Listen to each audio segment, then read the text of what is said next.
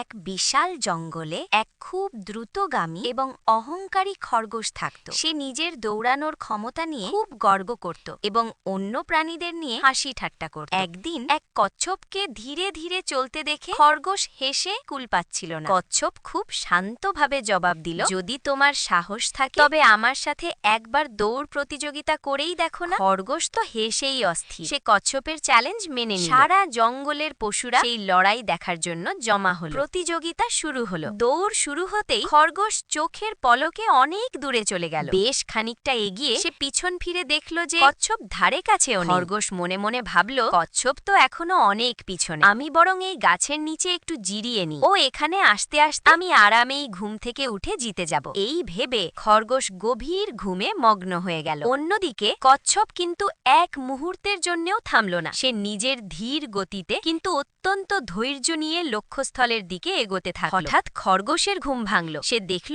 অনেক দেরি হয়ে গেছে। সে ঝড়ের বেগে দৌড় শুরু করল, কিন্তু যখন পৌঁছলো দেখল কচ্ছপ ততক্ষণে ফিনিশ লাইন বা শেষ রেখা পার করে ফেলেছে। খরগোশ অবাক হয়ে গেল এবং নিজের ভুল বুঝতে পারল। তার অহংকার ধুলোয় মিশে গেল।